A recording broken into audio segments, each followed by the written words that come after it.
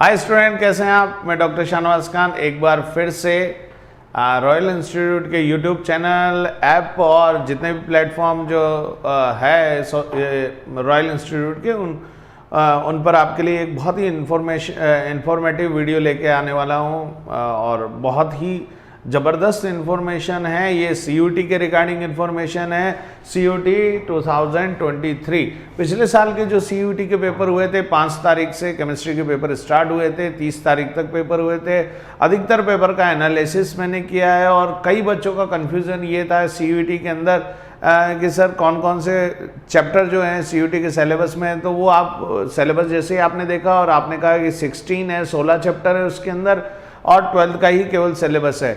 लेकिन कौन कौन से ऐसी चीज़ें हैं जो हमको 11th से भी पढ़नी पड़ेगी या बेसिक हमको 11th का भी आना चाहिए। दूसरी चीज़, हर चैप्टर का वेटेज कितना है, किससे ज़्यादा क्वेश्चन पूछे गए हैं, किससे कम क्वेश्चन पूछे गए हैं, एवरेज क्या रहता है। एक और पैटर्न चल रहा है पैराग्राफ पैटर्न। सबसे ज़्यादा पैराग्राफ किस में से आए हैं, पैराग्राफ क्या कुछ ही लेसन में से आए हैं या सब लेसन में से पैराग्राफ आए हैं, इन सब का एनालिसिस करते हैं। एनालिसिस जो हमने किया है वो ओरिजिनल पेपर से किया है। एक बात मैं फिर से आपको बता देता हूँ, एनालिसिस जो किया गया है वो ओरिजिनल पेपर से किया गया है। इसलिए जो जितना भी मार्केट में और चल रहा है मैं उनके बारे में कुछ कहना नहीं चाहूँगा, क्योंकि कई लोगों ने बिना ओरिजिनल पेपर देखे एनालिसिस कर लिया है और जो है गड़बड़ टाइप का एनालिसिस है। तो हमने बहुत ध्यान रखा है इस एनालिसिस करते वक्त कि बिल्कुल एकदम सटीक इन्फॉर्मेशन आपके पास पहुंचे। CUT 2022 में जो पेपर हुए थे उनके एनालिसिस पे हम ये बता सकते हैं कि इस बार CUT 2023 का मिजाज क्या है।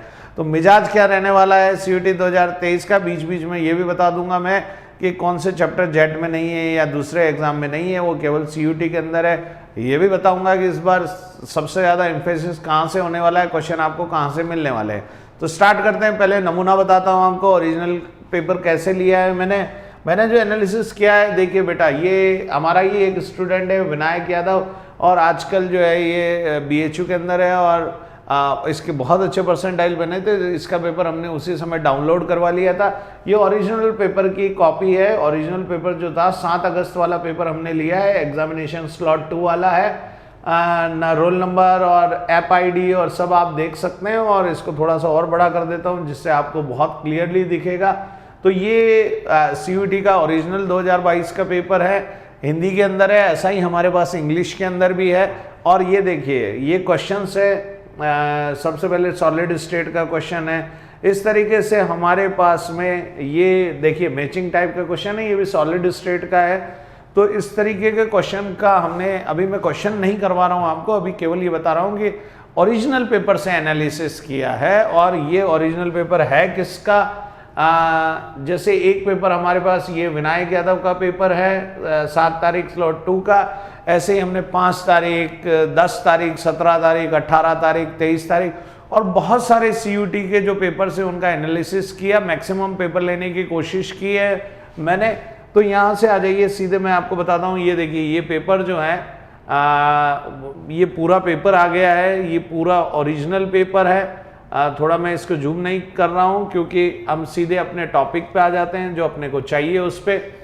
तो देखिए, मैंने इस एनालिसिस में क्या किया है जल्दी से देख लेते हैं। एक तो पूरा सिलेबस इधर लिख दिया है सीरियल वाइज। 16 चैप्टर है मेरे पास। जैसे सॉलिड स्टेट है, सॉल्यूशन है, इलेक्ट्रोकेमिस्ट्री है, काइनेटिक है, सरफेस केमिस्ट्री है, जनरल प्रिंसिपल है, ठोस अवस्था, विलियन, विद्युत रसायन, ऐसे 16 चैप्टर मैंने इधर ले लिए हैं। और 5 तारीख वाला पेपर लिया है। अगर आप जूम करके देखेंगे तो पहले मैं आपको बता देता हूँ कौन कौन सी तारीख वाला पेपर है। तो 5 तारीख वाला पेपर लिया है, 7 तारीख वाला लिया है, 8 वाला लिया है, 10 वाला लिया है, 18 वाला लिया है, 21 वाला लिया है, 22 वाला लिया है, 23 वाला लिया है। इसके बाद भी पेपर हुए थे 30 तारीख तक। 2-4 पेपर मैंने छोड़ दिए क्योंकि सेम ट्रेंड आ रहा था, इसलिए मुझे ज़्यादा एनालिसिस करने की ज़रूरत नहीं पड़ी क्योंकि इन पेपर से ही सारा काम चल गया है। तो हमारा जो एम्फेसिस रहेगा वो किस पे रहेगा, वो ये देखना रहेगा कि एक तो एवरेज क्वेश्चन कितने आ रहे हैं। एवरेज क्वेश्चन से हमें ये पता लगेगा कि इस बार क्या यही पैटर्न रहने वाला है, क्योंकि और कोई ऑप्शन NTA के पास है नहीं, इतने सारे पेपर कराने हैं। तो यही पैटर्न उनको फॉलो करना पड़ेगा और यही पैटर्न फॉलो करते हैं तो एवरेज आपको क्वेश्चन जो हमने यहाँ एनालिसिस करके निकाला है वो आपको बिल्कुल सटीक बैठेगा यहाँ पर। ठीक है। उसके बाद में मैक्सिमम कितने क्वेश्चन आए इस लेसन में से, तो मैक्सिमम आपको पता लगेगा 5 तक आए। फिर पैराग्राफ कहाँ कहाँ आया है, तो ये आपको पता लगेगा इस लेसन से कितनी बार पैराग्राफ आया है, क्या हमें भी इस लेसन से पैराग्राफ मिल सकता है, किसी किसी लेसन से कोई पैराग्राफ नहीं आया तो उसके पैराग्राफ आने की जो प्रोबेबिलिटी है, संभावना है, वो थोड़ी कम हो जाती है। तो आपको ध्यान रखना है कहाँ कहाँ से, और इससे ये भी पता चलेगा कि कौन सा चैप्टर एनटीए की हिट लिस्ट में है, मतलब सबसे ज़्यादा कौन सा चैप्टर पढ़ना है आपको। और मैं ये भी बताता चलूँगा आपको कि सीयूटी और जेट में कौन से कॉमन चैप्टर है और कौन से सीयूटी के चैप्टर जेट में नहीं है। क्लियर हो गई बात? बहुत ही आराम से धैर्यतापूर्वक इस वीडियो को देखना और अंत तक देखना, बहुत फायदा होने वाला है, मैं आपको पहले से बता दे रहा हूँ। इसलिए ये वीडियो आपके लिए बहुत इंपॉर्टेंट और बहुत ही इंफॉर्मेटिव रहने वाला है। आ जाइए, सबसे पहले बात करते हैं लेसन नंबर 1 जो सिलेबस के अंदर है। लेसन नंबर 1 जो है आपके पास में कौन सा है भैया? ठोस अवस्था, सॉलिड स्टेट। तो पहला लेसन जो आपके पास में है वो है बेटा ठोस अवस्था, सॉलिड स्टेट। ठोस अवस्था, ये थोड़ा सा मैं इसको छोटा कर दे रहा हूं, हल्का फुल्का दिख रहा होगा आपको। यहां से देखिए, ठोस अवस्था में सबसे पहले मैं बात करूं 5 तारीख वाले पेपर की, पैराग्राफ यहां आया था और मैक्सिमम क्वेश्चन कितने थे? 5। फिर आपके पास 3 आए, फिर 5 आए, फिर 2 आए, फिर 3 आए, फिर 3, फिर 3। तो एवरेज जो निकल के आया है वो 3 निकल के आया है कि 3 क्वेश्चन आपको एवरेज मिलेंगे। एक बार ही 2 क्वेश्चन आए, बाकी हर बार 3 क्वेश्चन आपको मिले हैं ठोस अवस्था में। ये कौन सी अवस्था हो गई?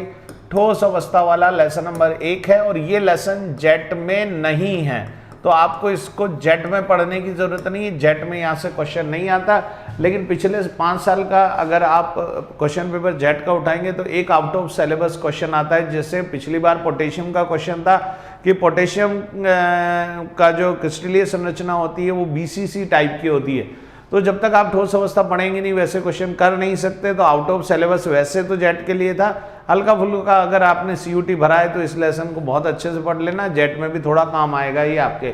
लेकिन जेट के सिलेबस में एज इट इज नहीं है। मैक्सिमम क्वेश्चन कितने आए हैं? विद पैराग्राफ भी 5 आए हैं और एक बार विदाउट पैराग्राफ भी 5 आए हैं। बाकी नॉर्मल केस कितना रहता है? 3 रहता है। तो एवरेज आप ध्यान रखें कितने क्वेश्चन आ सकते हैं ठोस अवस्था में से? 3 क्वेश्चन। सॉल्यूशन की बात करें, सॉल्यूशन मतलब विलियन वाला लेसन, विलियन वाले लेसन में से मैक्सिमम कितने क्वेश्चन आए हुए? 2 बार पैराग्राफ आया हुआ है। देखिए 2 बार पैराग्राफ आया हुआ है, इसलिए पैराग्राफ आने की संभावना यहां से बहुत ज्यादा हो गई है आपके पास में। और एवरेज कितना रह रहा है? 4 है। एक बार 4 आया है, फिर 3 आया है, फिर 3 आया है, फिर 5 आया है, फिर 3 है, फिर 3 है, फिर 5 है, फिर 4 है। तो एवरेज अगर अपन देखेंगे तो कितना क्वेश्चन का एवरेज बैठेगा? 4 क्वेश्चन का एवरेज आपका बैठेगा। तो ये ठोस से ज्यादा इंपॉर्टेंट चैप्टर हो जाता है सॉल्यूशन। अच्छा, ठोस अवस्था में बात करूं कि क्वेश्चन कहां से पूछे जा सकते हैं, तो देखिए स्टार्टिंग की जो 2 टेबल है जिसमें एक ठोसों के प्रकार, ठीक है, टाइप्स ऑफ सॉलिड बताया गया, वहां से क्वेश्चन आपको पक्का मिलेगा। पिछले साल भर के क्वेश्चन उसमें से मिले थे। दूसरा जो ब्रिवेस के 14 क्रिस्टल हैं, 14 क्रिस्टल का जो टाइप है, ठीक है, हेक्सागोनल है, उसके अंदर जो है वो ट्राइगोनल है, त्रिनताक्ष है, घनीय संरचना है। तो वो कौन कौन से टाइप है, एबीसी कैसे होगा, अल्फा बीटा गामा कैसे होगा वो। फिर बीसीसी, एफसीसी और उसकी जो रेडियस है, त्रिज्या है, उनमें संबंध जो है घन की भुजा के साथ, ठीक है, घन की कोर के साथ जो संबंध है वो आपको देखना है। लेकिन सबसे इंपॉर्टेंट हो जाते हैं क्रिस्टल डिफेक्ट, त्रुटियां जिनको कहेंगे, शॉर्ट की है, फ्रैंकल है, मेटल एक्सिस है, मेटल लेस है, ये सारे डिफेक्ट आपको पता होने चाहिए। क्लियर? सेमीकंडक्टर भी इंपॉर्टेंट है और मैग्नेटिक प्रॉपर्टी भी इंपॉर्टेंट है। चुंबकीय जो पदार्थ मैंने आपको बताए थे, अनुचुंबकीय, प्रतिचुंबकीय, फेरोमैग्नेटिक है, डायामैग्नेटिक है, फेरी मैग्नेटिक है, तो वो याद कर लेने हैं, वहां से क्वेश्चन बहुत पूछे गए हैं। सॉल्यूशन में राउल्ड लॉ पिछली बार सबसे ज्यादा पूछा गया है, हेनरी लॉ भी पूछा गया है, तो ये दोनों लॉ आपको देखने हैं। और कॉलिगेटिव प्रॉपर्टीज में से क्वेश्चन कम थे, वेंट हाउस से क्वेश्चन कम थे पिछली बार। राउल्ड और हेनरी से ज्यादा क्वेश्चन थे, तो इस बार आपको कॉलिगेटिव से क्वेश्चन मिल सकते हैं। राउल्ड और हेनरी भी छोड़ना मत, क्योंकि थ्योरेटिकल क्वेश्चन ज्यादा बढ़ते हैं, क्योंकि टाइम आपके पास 60 मिनट का टाइम हो गया है, इसलिए मैं बात कर रहा हूँ। अगला आ जाइए इलेक्ट्रोकेमिस्ट्री। इलेक्ट्रोकेमिस्ट्री एक इंपॉर्टेंट चैप्टर है। नस्ट इक्वेशन से क्वेश्चन आ सकता है, फैराडे लॉ से, कोलरॉस लॉ से, और लास्ट में जो सेल दे रखे हैं वहां से क्वेश्चन आपको मिल सकता है। इस साल कोलरॉस आपके लिए इंपॉर्टेंट है, और उसमें जो इक्विवेलेंट कंडक्टिविटी है, मोलर कंडक्टिविटी है, तुल्यांक चालकता है, मोलर चालकता है, वहां से क्वेश्चन आपको मिल सकता है, तो उसको जरूर पढ़ के जाएं। और नस्ट इक्वेशन तो ऐसा कोई पेपर नहीं है जिसमें क्वेश्चन नहीं आता, तो इलेक्ट्रोकेमिकल सीरीज, विद्युत रासायनिक श्रेणी और नस्ट समीकरण दोनों ही पढ़ के जाने हैं, वहां से क्वेश्चन पक्का आपको मिलेंगे। क्वेश्चन कितने आ रहे हैं देखिए, 5 है, 3 है, 3 है, 3 है, 3 3 4 3, एवरेज आप करेंगे तो ऑलमोस्ट 3 के लगभग आएगा, तो एवरेज आपको 3 मिल गया है। तो इलेक्ट्रोकेमिस्ट्री से भी 3 आपका एवरेज बैठ रहा है, तो 3 सॉल्यूशन में से 4, इलेक्ट्रोकेमिस्ट्री विद्युत रसायन में से 3। अच्छा, सॉल्यूशन जेट में नहीं है, पहले से ही मैं बता देता हूँ, ये लेसन जेट में नहीं है, और इलेक्ट्रोकेमिस्ट्री विद्युत रसायन भी जेट में नहीं है। हिंदी आप खुद कर लेना, ये ठोस है, ये विलियन है, ये विद्युत रसायन है। अब रासायनिक बल गति की बात करते हैं, ये केमिकल काइनेटिक रासायनिक बल गति की हिंदी आपको पता है। क्वेश्चन आए हैं 2, 5 तारीख वाले में, 7 तारीख वाले में 4, फिर 2, फिर 4, फिर 3। पैराग्राफ केवल एक बार आया है, विलियन में से 2 बार आया है, इलेक्ट्रोकेमिस्ट्री में एक भी बार पैराग्राफ नहीं है। फिर क्वेश्चन आपको 2 एवरेज क्वेश्चन आपको जो मिल रहे हैं वो 3 क्वेश्चन मिल रहे हैं। इंपॉर्टेंट लेसन है, लेकिन पिछले साल इसको ज़्यादा भाव नहीं मिले हैं, लेकिन एवरेज इसका जो आ रहा है वो 3 है। इसका मतलब ये फिक्स हो जाता है कि CUT से हर 16 चैप्टर है तो 3 क्वेश्चन आपको मिलेंगे। तो बेटा 50 क्वेश्चन आएंगे, 10 आपको छोड़ने हैं, करने 40 हैं, कोई से भी छोड़ सकते हैं, करने 40 है, 60 मिनट का समय रहेगा, 60 मिनट का टाइमिंग रहेगा, 50 क्वेश्चन है, 40 आपको अटेम्प्ट करने हैं, उसी के हिसाब से आपका एक साथ ये फिजिक्स, केमिस्ट्री, बायोलॉजी या एग्रीकल्चर, केमिस्ट्री और बायोलॉजी एक साथ हो जाए, ये भी हो सकता है, और अलग अलग स्लॉट में हो, ये भी हो सकता है, ठीक है। और अगर कोई क्वेश्चन गलत आपको लग रहा है कि नहीं यार इसमें दिक्कत है, ये NTA ने गलत दे दिया है, इसमें जो है एरर है, और एरर वाला क्वेश्चन जरूर अटेम्प्ट करना है, क्योंकि उसके केवल उन्हीं को ही पॉइंट मिलेंगे जो अटेम्प्ट करेगा, तो 5 नंबर उसी को मिलेंगे जो अटेम्प्ट करेगा। क्लियर। अगला आ जाइए, केमिकल काइनेटिक कितने हैं, एवरेज आपका आ रहा है 3, 2 4 2 4 3, एक बार पैराग्राफ आया है, तो एवरेज इसका भी कितना बैठ रहा है, 3 क्वेश्चन का एवरेज बैठ रहा है। अगला आ जाइए, पृष्ठीय रसायन। अच्छा, ये एक चीज और, जेट में ये लेसन है, बिल्कुल है ये लेसन जेट में, और जेट में यहाँ से 2 क्वेश्चन आते हैं, तो जेट में ये लेसन है। अब आ जाइए सरफेस केमिस्ट्री की बात करते हैं। सरफेस केमिस्ट्री में कोलाइड वाला जो सिस्टम है वो जेट में भी है और CUT में भी है। तो CUT के अंदर कितने क्वेश्चन आते हैं, ये 3 क्वेश्चन है, ये 3 क्वेश्चन है, 4 आए हैं। तो आप देखेंगे 3 3 4 2 3 2 4 4, तो एवरेज जब आप लगाएंगे नॉर्मल पेपर का, तो एवरेज आपका इसका भी कितना आता है, 3 क्वेश्चन का एवरेज आता है। पैराग्राफ इसमें से नहीं आया है, तो इसका मतलब ये पैराग्राफ के लिए इतना इंपॉर्टेंट नहीं है कि यहाँ से पैराग्राफ आपको मिले, पिछले साल पैराग्राफ नहीं दिया था CUT ने। आ जाइए, अगला है जनरल प्रिंसिपल, जिसको धातुक्रम मेटलर्जी के नाम से जाना जाता है, ये भी जेट के अंदर है। तो आपका ये दो जो एग्जामिनेशन है वो क्लियर हो रहे हैं, CUT में भी है और जेट में भी है।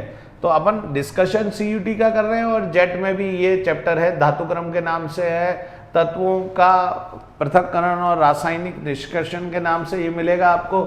इसमें क्वेश्चन कितने हैं, 2 आए थे 5 तारीख को, फिर 3 आए, फिर 5 आए, पैराग्राफ के साथ 5 क्वेश्चन थे। पैराग्राफ के अंदर ध्यान रखना है कि अगर आपने बहुत अच्छे से लेसन को पढ़ रखा है तो आपको पैराग्राफ पढ़ने की जरूरत नहीं है। अगर आप पैराग्राफ पढ़ने में टाइम वेस्ट करेंगे तो क्वेश्चन आप छूट जाएंगे आपके, क्योंकि पैराग्राफ बहुत बड़ा होता है। अगर आपको इतना कॉन्फिडेंस है कि बिना पैराग्राफ पढ़े ही आप क्वेश्चन कर सकते हैं, और कभी कभी क्या होता है क्वेश्चन का पैराग्राफ का कोई लिंक ही नहीं होता, तो ये बात ध्यान रखें कि पहले सीधा क्वेश्चन अटेम्प्ट करने जाएं, और अगर क्वेश्चन नहीं हो रहे हैं तब फिर पैराग्राफ पढ़ें। पहले पैराग्राफ पढ़ने की आपको जरूरत नहीं है, क्योंकि उससे टाइम वेस्ट हो जाएगा।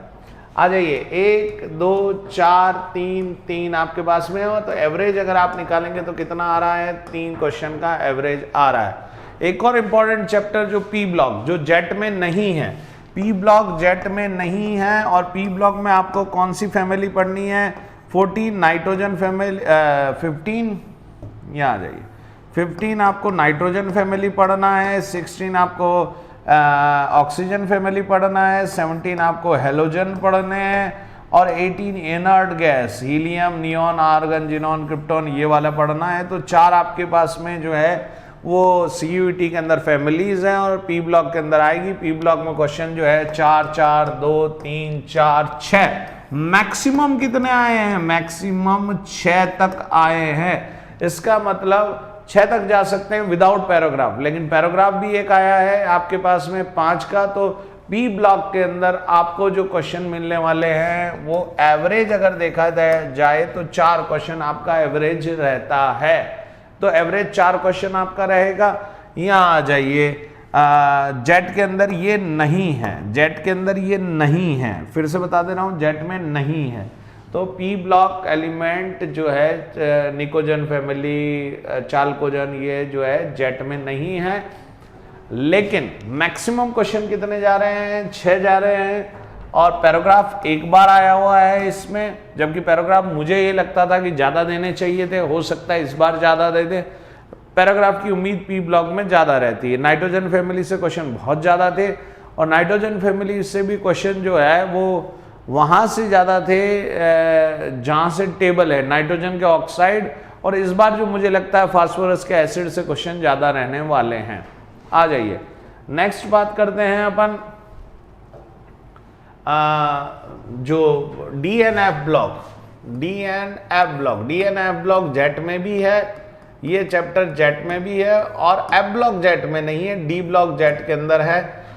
क्वेश्चन का एवरेज कितना रह रहा है, 2 क्वेश्चन 5 तारीख को, फिर 2-2-3 अलग अलग डेट्स के पेपर है। ये 5 तारीख को हर पेपर का एनालिसिस किया है, फिर 3 आया, फिर 3 आया। एवरेज जो रह रहा है वो 3, इतना ज़्यादा नहीं है। आपने देखा होगा कि सारे CUT के जितने भी चैप्टर है वो 3-3-3-3-3 जो है आ रहे हैं। कुछ ही चैप्टर, अभी तक एक विलियन आया है जिसमें से एवरेज 4 निकल के आया है, और एक पी ब्लॉक निकल के आया है जिसमें से एवरेज कितना निकल के आया है, 4। उसके बाद में कोऑर्डिनेशन कंपाउंड, मोस्ट इंपॉर्टेंट, उपसंयोजक यौगिक, जेट में ये लेसन नहीं है।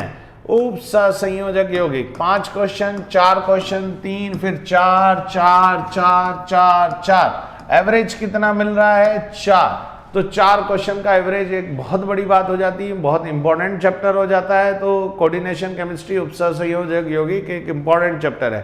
IUPAC नामकरण इसके अंदर से इंपॉर्टेंट है, यहाँ से क्वेश्चन आएगा आपको।